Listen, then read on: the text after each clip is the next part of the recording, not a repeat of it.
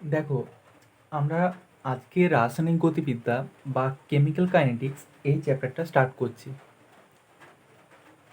তো আমার প্রথম প্রশ্ন হচ্ছে যে এই রাসায়নিক গতিবিদ্যা এই চ্যাপ্টারটা আমরা পড়বো কেন? দেখো, এর উত্তরে আমাদের বলা যেতেই পারে যে আমরা থার্মোডাইনামিক্স বা তাপগতিবিদ্যা পড়েছি। সেই তাপগতিবিদ্যা চ্যাপ্টারে আমরা একটা টার্মস পড়েছিলাম, যেটা হচ্ছে ডেল্টা জি। ডেল্টা জি মানে কি? গিবস মুক্ত শক্তির পরিবর্তন। এবার এই গিবস মুক্ত শক্তির যে পরিবর্তন, এর অনেক রকম ভ্যালু হতে পারে। এটা নেগেটিভ হতে পারে, শূন্য হতে পারে বা পজিটিভ হতে পারে। তো এই গিবস মুক্ত শক্তির যে বিভিন্ন মান, ঠিক আছে, সেটা হতে পারে, আমি লিখছি সেটা হতে পারে নেগেটিভ হতে পারে, সেটা জিরো হতে পারে, সেটা পজিটিভ হতে পারে। তো যদি গিবস মুক্ত শক্তির মান নেগেটিভ হয়, তাহলে বিক্রিয়াটা কি হবে না স্বতঃস্ফূর্ত হয়, মানে আপনাআপনি ঘটে। আচ্ছা, যদি জিরো হয় তাহলে সেটা সাম্যাবস্থায় থাকে, সাম্যাবস্থায় থাকে। আর যদি পজিটিভ হয় তাহলে অস্বতঃস্ফূর্ত হয়, অস্বতঃস্ফূর্ত হয়, মানে বিক্রিয়াটা হয় না। তাহলে এই গিবস মুক্ত শক্তির যে ব্যাপারটা, সেটা আমরা তাপগতিবিদ্যা চ্যাপ্টার থেকে জানতে পারি। কিন্তু আমরা যে সম্পর্কে তাপগতিবিদ্যা, মানে আমরা তাপগতিবিদ্যার যেটা লিমিটেশন, সেটা হচ্ছে যে আমরা একটা বিক্রিয়ার হার এই সম্পর্কে কিন্তু কোনো ধারণা, সেটা কিন্তু আমরা তাপগতিবিদ্যা থেকে পাই না।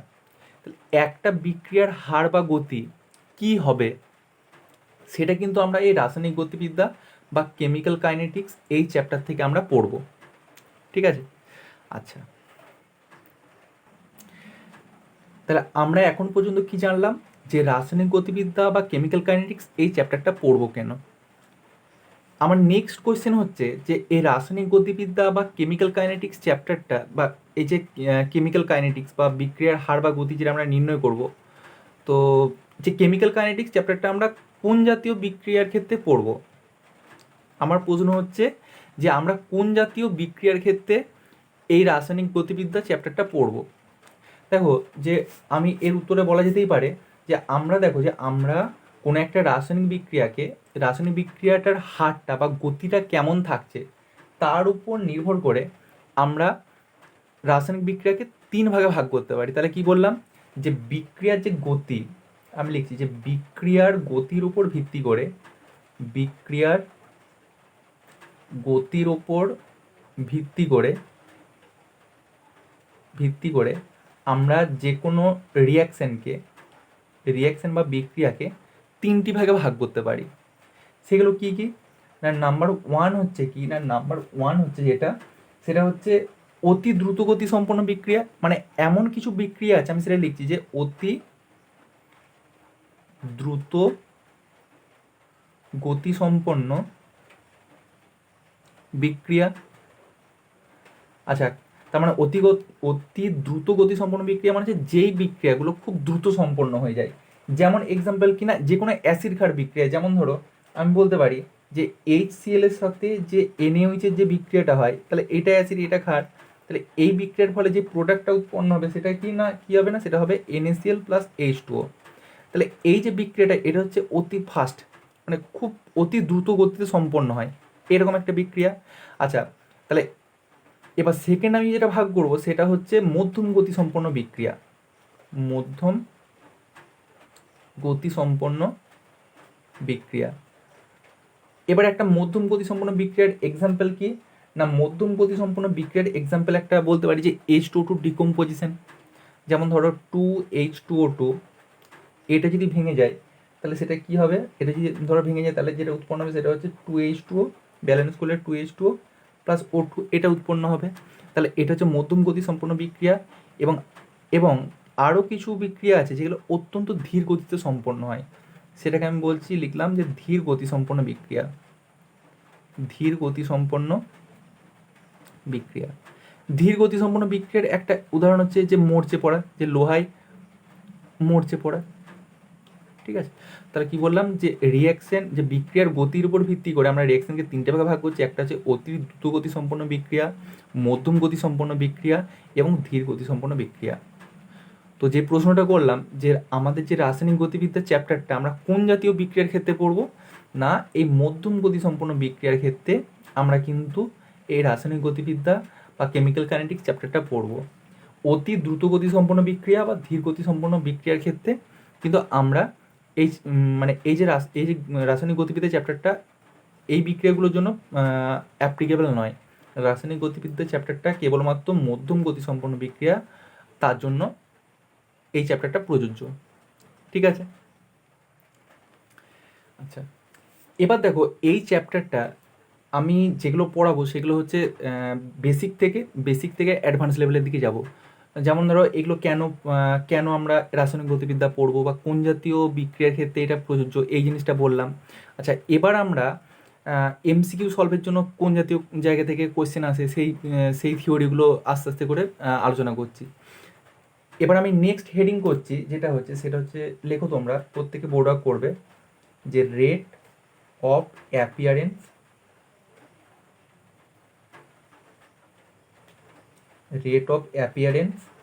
And rate of disappearance.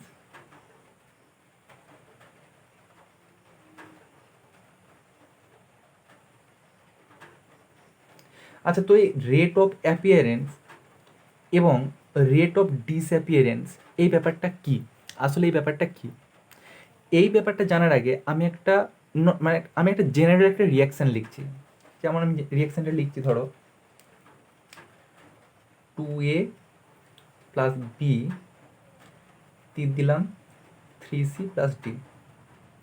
তো এখানে দেখো এই এ আর বিটাকে বলা হচ্ছে বিক্রিয়ক, মানে এই বিক্রিয়কগুলো সময়ের সাথে সাথে এদের পরিমাণটা বা এদের গাঢ়ত্ব কিন্তু হ্রাস পাবে, আর সি আর ডি এর গাঢ়ত্ব কিন্তু ক্রমশ বৃদ্ধি পাবে।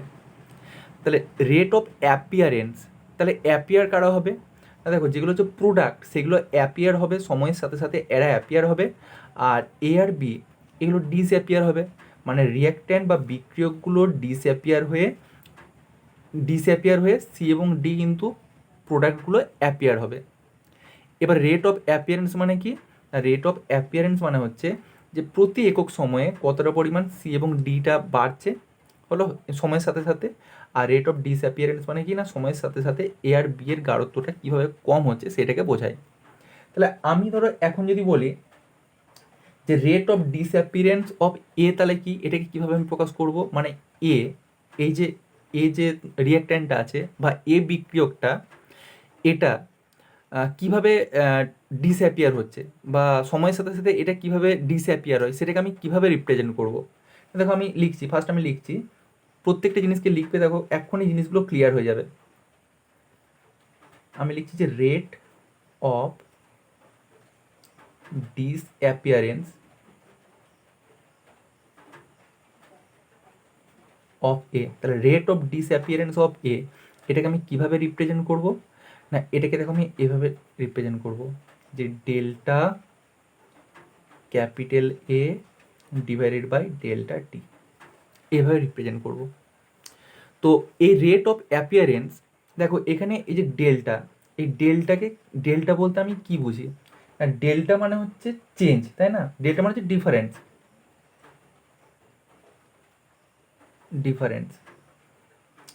এই থার্ড ব্র্যাকেট দিয়ে যেটা লিখবো এটার অর্থ হচ্ছে মোলার কনসেন্ট্রেশন। আর এখানে স্মল টিটা কি না, স্মল টিটা হচ্ছে টাইম। ঠিক আছে, তার মানে এই rate of disappearance of A এটা মানে কি বোঝায়, না এটা মানে বোঝায় যে change in molar concentration, delta মানে চেঞ্জ, তাহলে change in molar concentration of A with change in time, with respect to change in time. তাহলে কি বলা হচ্ছে, তাহলে rate of disappearance of A মানে কি বোঝায়, যে change in molar concentration of A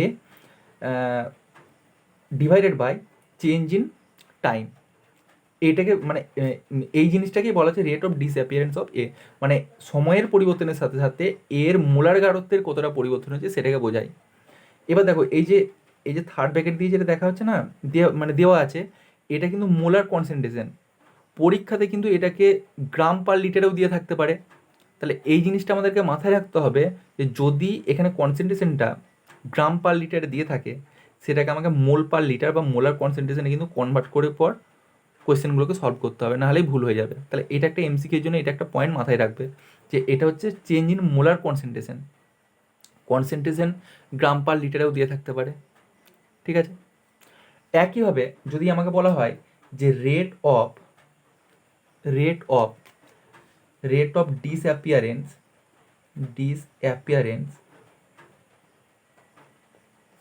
of B, তাহলে বি এর মানটা মানে বি এর যে গাঢ়ত্বটা সেটা সময়ের সাথে সাথে কতটা চেঞ্জ হচ্ছে সেটাকে বলা হচ্ছে rate of disappearance of B. তাহলে এটাকে আমি কিভাবে লিখবো না, এটা হচ্ছে capital delta third concentration of B divided by delta T, মানে change in concentration of B divided by change in time, মানে সময়ের পরিবর্তনের সাথে সাথে বি এর গাঢ়ত্ব কতটা পরিবর্তন হচ্ছে সেটাকে বোঝায়, ঠিক আছে। আচ্ছা, লিখে নাও এটা। এবার তোমরা আমাকে একটা প্রশ্নের উত্তর দাও, যেটা হচ্ছে এই যে rate of disappearance of A, মানে সময়ের সাথে সাথে এর মোলার গাঢ়ত্বের কতটা পরিবর্তন হচ্ছে, এবং rate of disappearance of B, মানে সময়ের পরিবর্তনের সাথে সাথে বি এর মোলার গাঢ়ত্বের কতটা পরিবর্তন হচ্ছে। তো এই দুজনের মধ্যে রিলেশনটা কি, এটাকে আমাকে ফার্স্ট বলো। যে রেট এর গাঢ়ত্বের মানে rate of disappearance of A, মানে এটাকে আমি এভাবে লিখতে পারি যে del concentration of A divided by del T এবং del concentration of B divided by delta T. তো এদের মধ্যে রিলেশনটা কি, মানে এর যে কনসেন্ট্রেশনের পরিবর্তন বা rate of disappearance of A এবং rate of disappearance of B, এই দুজনের মধ্যে সম্পর্ক কি, এই বিক্রিয়াটা ভালো করে দেখো। তাহলে এখানে এ এবং বি এর অন্তর্নিহিত হওয়ার হারটা, এরা তো অন্তর্নিহিত হচ্ছে বা এদের রেটটা মানে এদের কনসেন্ট্রেশনটা কমছে, সেটাকে আমি ভেবে লিখছি rate of disappearance of A, আর এটা কি বলো rate of disappearance of B. তো এদের দুজনের মধ্যে রিলেশনটা কি, এরা দুজনে সমান। অনেক কিছু অপশান, আমি ধরো কতগুলো অপশান বলছি, তোমরা কোনটা হবে তোমরা বলবে। যে একটা হচ্ছে যে এদের দুজনেরই মানে রেটটা ডিসঅ্যাপিয়ার হওয়ার যে রেটটা সেটা সমান, এটা হতে পারে। বা হতে পারে যে মানে এর ডিসঅ্যাপিয়ার হওয়াটা বেশি, বা হতে পারে যে বি এর ডিসঅ্যাপিয়ার হওয়াটা বেশি, বা আরেকটা হতে পারে যে প্রেডিক্ট করা যাবে না। তাহলে কোনটা ঠিক এটা বলো, প্রত্যেকে ভাবো, দিয়ে বলো আমাকে। তো তাহলে দেখো যে উত্তরটা যেটা হবে সেটা হচ্ছে ফার্স্ট ইকুয়েশনের দিকে তাকাও, তাহলে দেখো উত্তর পেয়ে যাবে। দেখো এখানে টু টু এ প্লাস বি দিয়ে আছে, তার মানে এর অর্থ কি বলতো, এই যে টু এ প্লাস বি, এটার অর্থ হচ্ছে যে প্রতি 2 মোল এ ও 1 মোল এবং প্রতি এক মোল বি, এরা দুজনা বিক্রিয়া করে বা ডিসঅ্যাপিয়ার হয়ে কিন্তু প্রোডাক্ট উৎপন্ন করছে, তাই না। এটা তো এখান থেকে বোঝা যাচ্ছে যে প্রতি 2 মোল এ এবং প্রতি 1 মোল বি, এরা দুজনা বিক্রিয়া করে বা ভ্যানিশ হয়ে দেখো প্রোডাক্ট উৎপন্ন করছে। তাহলে এখান থেকে দেখো যে যখন 1 মোল বি ভ্যানিশ হচ্ছে বা 1 মোল বি যখন ডিসঅ্যাপিয়ার হচ্ছে, তখন কিন্তু মানে তখন কি কিন্তু 2 মোল এটা ডিসঅ্যাপিয়ার হয়ে যাচ্ছে। তার মানে এখানে দেখো যে বেশি পরিমাণে কিন্তু এটাই ডিসঅ্যাপিয়ার হচ্ছে, এই যে এর যে রিঅ্যাক্ট্যান্টটা আছে, এ কিন্তু বেশি পরিমাণে ডিসঅ্যাপিয়ার হচ্ছে। যখন ধরো এর 2 অণু ডিসঅ্যাপিয়ার হচ্ছে, তখন কিন্তু বি এর 1 অণু ডিসঅ্যাপিয়ার হচ্ছে। তার মানে আমি যদি এদের মধ্যে যদি রিলেশনটা যদি আমি ডিরাইভ করি, তাহলে কে বেশি হচ্ছে বলো না, এ মানে এটা তো ডিসঅ্যাপিয়ার হওয়াটা বেশি হচ্ছে, তার মানে এর যে ডিসঅ্যাপিয়ার হওয়ার রেটটা বেশি বা rate of disappearance of A এটা বেশি, আর rate of disappearance of B এটা কম। তার মানে কম হচ্ছে এই পার্টটা। তাহলে দুটোকে যদি সমান করতে হয়, যদি আমাকে দুটোকে সমান করতে হয়, তাহলে কি করতে হবে না, দুটোকে সমান করতে হলে যেটা কম তাকে গুণ করে দিতে হবে বা তাকে বাড়াতে হবে। তাহলে এখানে কম তো হচ্ছে এই বি এর ডিসঅ্যাপিয়ার হওয়াটা, তো এটা তো কম। তাহলে এই কমটাকে যদি আমাকে এই বেশিটার সাথে সমান করতে হয়, সেই জন্য কী করছি না, এই 2 দিয়ে মাল্টিপ্লাই করে ফেলছি। বোঝা গেল। আচ্ছা এবার দেখো এটাকে আমি এভাবে লিখতে পারি, বা এবার দেখো এই দুইটা যদি এই দিকে যায় তাহলে কী হবে বলো, না এটা 1/2 হয়ে যাবে। তাহলে এটা সমান কী হচ্ছে না 1/2 del change in concentration of A divided by delta T, ঠিক আছে, equals to del of concentration of change in concentration of B divided by delta T. ঠিক আছে, তাহলে এই জায়গাটাকে কিন্তু খুব ভালো করে কিন্তু লক্ষ্য করো। ঠিক আছে, আচ্ছা আচ্ছা একইভাবে আমরা যদি রেট অফ ডিসঅ্যাপিয়ারেন্স মানে rate of appearance of C and D এটাকে যদি বের করি তাহলে কী হবে, তাহলে আমি লিখতে পারি, এটাকে লিখো তো, এটা তোমরা নিজেরাই লেখো, তোমরাও লেখো আমিও লিখছি। তাহলে রেট অফ অ্যাপিয়ারেন্স মানে কারা অ্যাপিয়ার হচ্ছে, না এরা দুজনে তো ডিসঅ্যাপিয়ার হচ্ছে, আর সি আর ডি কী হচ্ছে বলো, উৎপন্ন হচ্ছে, বা এরা অ্যাপিয়ার হচ্ছে। তাহলে সি এবং ডি এর উৎপন্ন হওয়ার হার বা rate of appearance, rate of appearance of A, তাহলে এটাই কী হবে, একইভাবে আমি লিখতে পারি যে change in concentration of C divided by delta T, মানে rate of appearance of C সমান কী হচ্ছে না change in concentration of C divided by change in time. একইভাবে যদি আমরা এটা বের করি যে rate of appearance of D, মানে ডিটা কতটা পরিমাণে অ্যাপিয়ার হচ্ছে, না এটাও change in concentration of D divided by delta T. ঠিক আছে, তাহলে এখানে তাহলে তাহলে দেখো যে আমরা এখন কিন্তু rate of appearance and rate of disappearance এটা কিভাবে বের করতে হয় সেটা কিন্তু দেখলাম। নেক্সট আমরা যেটা পড়বো সেটা হচ্ছে রেট অফ দ্য রিয়াকশান পড়বো। আচ্ছা তার আগে আমি আরেকবার সামারাইজ করে দিচ্ছি, যেটা আমরা টোটালটা পড়লাম সেটাকে আমি একটু শর্টভাবে সামারাইজ করে দিচ্ছি। যেটা হচ্ছে যে আমরা রাসায়নিক গতিবিদ্যা বা কেমিক্যাল কাইনেটিক্স এটাকে পড়বো কেন, না আমরা দেখলাম যে আমরা তাপগতিবিদ্যা ওই চ্যাপ্টারে আমরা পড়েছি, তাপগতিবিদ্যা যে আমাদের আছে ক্লাস 11-এ আছে, তো সেখানে আমরা দেখেছি যে তাপগতিবিদ্যা থেকে আমরা সেখানে আমরা গিবস মুক্ত শক্তি বলে একটা টার্মস পড়েছিলাম। তো এই গিবস মুক্ত শক্তির পরিবর্তনটা নেগেটিভ পজিটিভ বা জিরো যে কোনো কিছু হতে পারে। তো গিবস মুক্ত শক্তির যে পরিবর্তনটা সেই মানটা থেকে আমরা বলতে পারবো যে বিক্রিয়াটা আদৌ হবে কি হবে না, বিক্রিয়াটা আদৌ ঘটা সম্ভব হবে কি সম্ভব হবে না সেটা সম্পর্কে আমরা জানতে পারবো। কিন্তু আমরা তাপগতিবিদ্যা থেকে যেটা বলতে পারবো না সেটা হচ্ছে বিক্রিয়ার গতি বা রেট সম্পর্কে আমরা বলতে পারবো না। আচ্ছা এবার আমি যেটা বললাম সেটা হচ্ছে যে রাসায়নিক গতিবিদ্যা বা কেমিক্যাল কাইনেটিক্স এটা কোন জাতীয় বিক্রিয়ার ক্ষেত্রে প্রযোজ্য। আর যে আমাদের ধরো বিক্রিয়ার যে গতি তার উপর ভিত্তি করে আমরা রিয়াকশনকে বা বিক্রিয়াকে 3 ভাগে ভাগ করতে পারি। একটা হচ্ছে অতি দ্রুত গতি সম্পন্ন বিক্রিয়া যেটা খুব ফাস্ট সম্পন্ন হয়ে যায়, একটা হচ্ছে মধ্যম গতি সম্পন্ন বিক্রিয়া, একটা হচ্ছে ধীর গতি সম্পন্ন বিক্রিয়া। তো কেমিক্যাল কাইনেটিক্স বা রাসায়নিক গতিবিদ্যার যে চ্যাপ্টারটা সেটা কিন্তু মধ্যম গতি সম্পন্ন বিক্রিয়ার ক্ষেত্রে প্রযোজ্য। নেক্সট আমরা যে জিনিসটা পড়লাম সেটা হচ্ছে রেট অফ অ্যাপিয়ারেন্স এবং রেট অফ ডিসঅ্যাপিয়ারেন্স বলতে কী এবং এটাকে কিভাবে আমরা লিখবো সেই জিনিসটা জানতে পারলাম। নেক্সট আমরা যে জিনিসটার দিকে এগোবো সেটা হচ্ছে রেট অফ দ্য রিয়াকশন। একটা জিনিস মাথায় রাখবে যে rate of appearance and rate of disappearance এই জিনিসটা আর রেট অফ দ্য রিয়াকশন দুটো জিনিস আলাদা। এদের মধ্যে পার্থক্যটা কি সেটাকেই এবার আমরা বলবো। তো এবার লেখো, এবার হেডিং করো যে rate of reaction, rate of reaction বা বিক্রিয়ার হার নির্ণয়। রেট অফ রিয়াকশন বিক্রিয়ার হারকে কীভাবে নির্ণয় করি সেটাকে আমরা দেখব। তাহলে যেই জেনারেল রিয়াকশানটা লিখেছিলাম সেটাকেই লিখছি, সেটা লিখছি দেখো যে 2A প্লাস বি দিচ্ছি 3C প্লাস টি।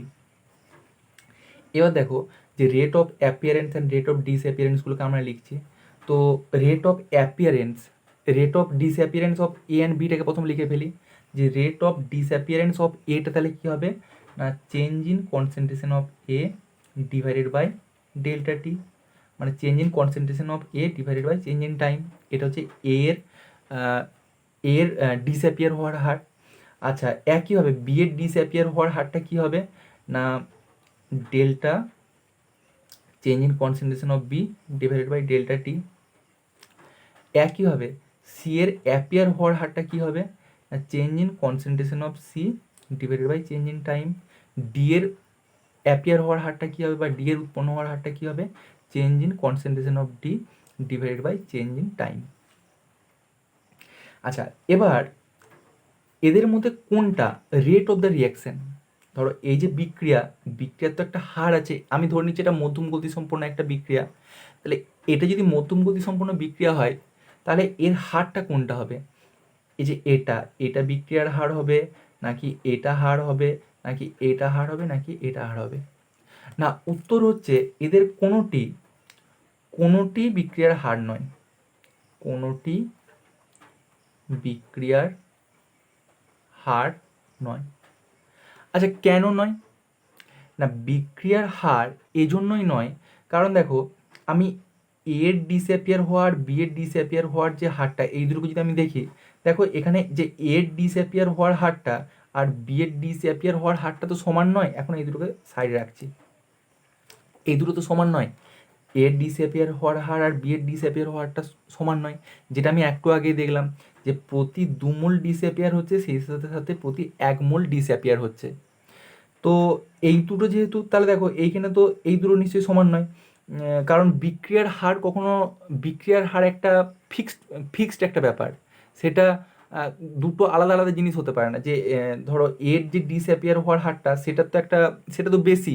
এটা তো দেখো এই বিক্রিয়াটা থেকে তো দেখতে পাচ্ছি যে এটা বেশি পরিমাণে ডিসঅ্যাপিয়ার হচ্ছে আর বিটা কম পরিমাণে ডিসঅ্যাপিয়ার হচ্ছে। তার মানে এই ভ্যালুটা বেশি, এই ভ্যালুটা কম। তাহলে এখান থেকেই আমাদের ক্লিয়ার হয়ে যাচ্ছে একটা জিনিস, যে একটা বিক্রিয়ার জন্য দুটো কোনোদিন রেট থাকতে পারে না, কারণ এটা বেশি এটা কম। আবার একইভাবে দেখো যে সি মোল 3 মোল সি উৎপন্ন হচ্ছে আর 1 মোল ডি উৎপন্ন হচ্ছে, তাহলে সি এর উৎপন্ন হওয়ার হারটা বেশি আর ডি এর উৎপন্ন হওয়ার হারটা কম। তাহলে এটা বেশি এটা কম, সেই জন্যই আমি বলছি যে এদের কোনোটাই রেট অফ দ্য রিয়াকশান নয়। ঠিক আছে, আচ্ছা তাহলে যদি সেটাই হয়, তাহলে রেট অফ দ্য রিয়াকশানকে আমি কীভাবে রিপ্রেজেন্ট করবো সেটা আমাদেরকে জানতে হবে। আর রেট অফ দ্য রিয়াকশানকে যদি জানতে হয়, দেখো আমি আগেই একটা জিনিস শিখিয়ে রেখেছিলাম, সেটাকে ভালো করে একটু মনে করার চেষ্টা করো। যে ধরো এই যে এর যে ডিসঅ্যাপিয়ার হওয়ার হারটা আর বি এর যে ডিসঅ্যাপিয়ার হওয়ার হারটা, এই দুটো তো সমান নয়। তাহলে সমান করতে গেলে কি করতে হবে বলো? না, সমান করতে গেলে একে 2 দিয়ে মাল্টিপ্লাই করেছিলাম। আচ্ছা, একইভাবে এখানে যদি আমি বলি যে ধরো এখানে দেখো যে সি এর উৎপন্ন হওয়ার হারটা বেশি আর ডি এর উৎপন্ন হওয়ার হারটা কম, তাহলে এই দুটোকেই যদি মানে এই ধরো এইগুলো তো অ্যাপিয়ার হচ্ছে, তাহলে এই দুটো অ্যাপিয়ার হওয়ার হারকে যদি সমান করতে হয়, এটা তো বেশি, সিটা তো বেশি পরিমাণে অ্যাপিয়ার হচ্ছে। যখন এটা 3 মোলস অ্যাপিয়ার হচ্ছে, তখন এটা 1 মোলস অ্যাপিয়ার হচ্ছে। তার মানে সি এর অ্যাপিয়ার হওয়ার হারটা বেশি, তার মানে এইটা বেশি এটা কম। তাহলে একইভাবে এই বেশিটাকে কমের সাথে সমান করতে গেলে যেটা কম আছে সেটাকে দিয়ে মাল্টিপ্লাই করব। তাহলে এই 3 দিয়ে কিন্তু এটাকে মাল্টিপ্লাই করছি। ঠিক আছে, তাহলে এখন দেখো যে আমি বলতে পারি, দেখো এখন এটা সমান এটা, যে এটা সমান এটা আর এইটা সমান এটা, সমান করে দিলাম সবগুলোকে, মানে এদের অ্যাপিয়ার হওয়ার হারটা আর ডিসঅ্যাপিয়ার হওয়ার হারটাকে আমি সমান করে দিলাম। তো এখান থেকে আমি দেখো বলতে পারি যে এগুলো হচ্ছে এখন দেখো এগুলো প্রত্যেকটা সমান। এই যে এটা সমান এটা, আবার এটা সমান এটা, তার মানে দেখো এখন কিন্তু এগুলো প্রত্যেকটা যেহেতু সমান হয়ে গেছে, তাই এদের প্রত্যেকটার মানই সমান এবং প্রত্যেকটাই হচ্ছে একটা করে রেট। ঠিক আছে, তাহলে এখানে রেটটা সমান কী হবে বলো? আর একটা জিনিস দেখো, এই দুইটা এদিকে গেলে হাফ হয়ে যাচ্ছে আর তিনটে এদিকে গেলে হাফ হয়ে আছে, তাহলে রেট অফ দ্য রিয়াকশান কি? রেট অফ দ্য রিয়াকশান হচ্ছে, ধরো এখানে half into change in concentration of A divided by delta T, এটা সমানই কি হচ্ছে বলো? না, delta change in concentration of B divided by delta T, এটা সমান কি হচ্ছে? না 1/3 change in concentration of C divided by delta T সমান হচ্ছে del of concentration of D divided by delta T. এবার দেখবে আরেকটা জিনিস আমার এখনও বলা হলো না, সেটা হচ্ছে যে এদের ভ্যালুটা তো ধরো এদের যে কনসেন্ট্রেশনটা এরা তো সময়ের সাথে সাথে কমছে।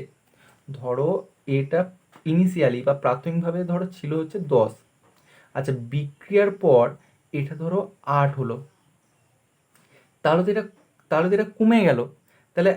তাহলে এখন দেখো যে চেঞ্জ ইন কনসেন্ট্রেশন অফ এটা তাহলে কী হবে বলো? দেখো যে সেটা হবে হচ্ছে, দেখো 8 - 10 মানে ফাইনাল মাইনাস ইনিশিয়াল, তার মানে এটা থেকে একটা নেগেটিভ কোয়ান্টিটি আসছে। ঠিক আছে, এগুলো তো নেগেটিভ কোয়ান্টিটি আসছে, কিন্তু কোনো বিক্রিয়ার হার সেটা কি কোনোদিন নেগেটিভ হতে পারে? নেগেটিভ হতে পারে না। তাহলে এই নেগেটিভটাকে যদি